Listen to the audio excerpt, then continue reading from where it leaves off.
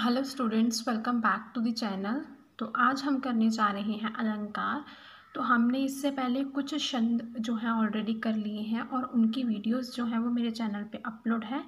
और आज हम करेंगे अलंकार। तो अलंकार की सबसे पहले हम देख लेते हैं परिभाषा। अलंकार दो शब्दों के मेल से बना है, अलम प्लस कार। अलंकार शब्द का अर्थ क्या है? सजावट, आभूषण, गहना और श्रृंगार। जो अलंकार शब्द है, पहले तो ये दो शब्दों के जोड़ से बना है, अलम प्लस कार से। और अलंकार का अर्थ क्या है? सजावट, आभूषण, गहना या फिर हम श्रृंगार बोल सकते हैं।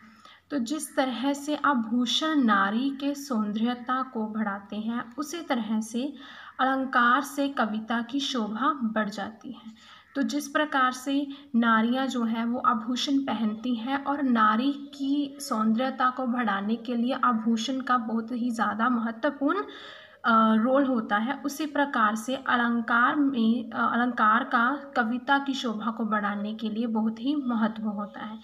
अलंकार भाषा और भावों के श्रृंगार हैं। जो अलंकार है वो भाषा और भाव दोनों के लिए क्या है? श्रृंगार के रूप में है, या हमें इसे आभूषण बोल सकते हैं। तो जिससे कविता और भी आकर्षक बनती है। तो कविता आकर्षक किस चीज़ से दिखती है? वो अलंकार से दिखती है। तो अलंकार की परिभाषा आपको समझ आ गई होगी। तो इसके बाद देख लेते हैं हम अलंकार के प्रकार। सबसे पहला है शब्द अलंकार। वह अलंकार जो काव्य को शब्दों के माध्यम से सजाता है, उन्हें शब्द अलंकार कहा जाता है। यदि किसी विशेष शब्द के प्रयोग से काव्य में सौंदर्य आए तो वो शब्द अलंकार कहा जाता है। तो जिस भी काव्य में ऐसे शब्द हों जो काव्य की सौंदर्यता को बढ़ाएं, वो क्या होते हैं? वो शब्द अलंकार होते हैं। तो शब्द अलंकारों में कौन कौन से अलंकार हैं? अनुप्रास अलंकार, यमक अलंकार, श्लेष अलंकार, और इसके साथ ही कुछ और अलंकार भी हैं जो आगे आने वाली वीडियोस में मैं आपके साथ डिस्कस करूंगी।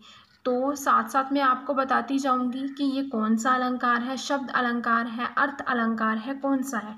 ये सारी चीज़ें आने वाली वीडियोस में मैं आपको बताऊंगी। इसके बाद दूसरा आता है अर्थ अलंकार। जब किसी वाक्य में सौंदर्य शब्दों के माध्यम से नहीं बल्कि अर्थ से आता है तो उसे अर्थ अलंकार कहा जाता है। जब भी सौंदर्य शब्दों के माध्यम से आए तब वो शब्द अलंकार होता है, और जब अर्थ के माध्यम से काव्य में सौंदर्यता आती है तो वो क्या चीज़ होती है? वो अर्थ अलंकार होता है। तो उम्मीद है कि आपको ये चीज़ें समझ आ गई होंगी। तो इसके आगे है अर्थ अलंकार में आते हैं उपमा अलंकार, रूपक अलंकार, उत्प्रेक्षा अलंकार, अतिशयोक्ति अलंकार, मानवीकरण अलंकार। इसके बाद जो तीसरा अलंकार है वो है उभय अलंकार।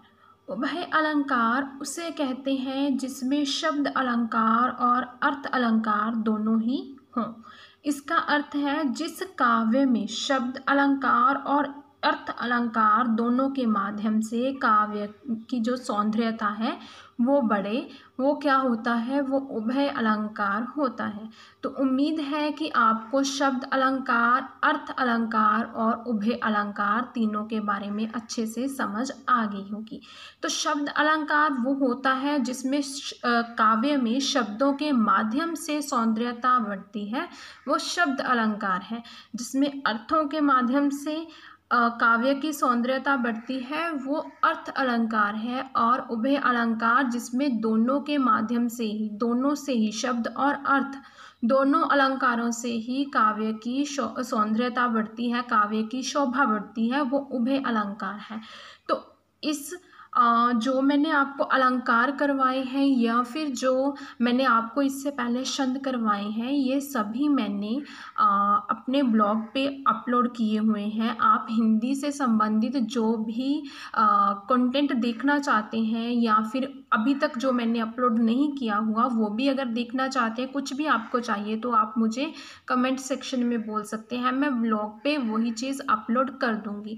तो उम्मीद है कि आपको आज की वीडियो अच्छी लगी होगी। ब्लॉग का लिंक मैं आपको नीचे डिस्क्रिप्शन बॉक्स में दे दूँगी, आप वहाँ पे जाकर चेकआउट कर लेना।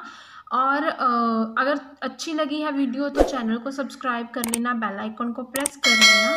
तो मिलते हैं हम अपनी ऐसे ही किसी अच्छी सी अगली वीडियो के साथ।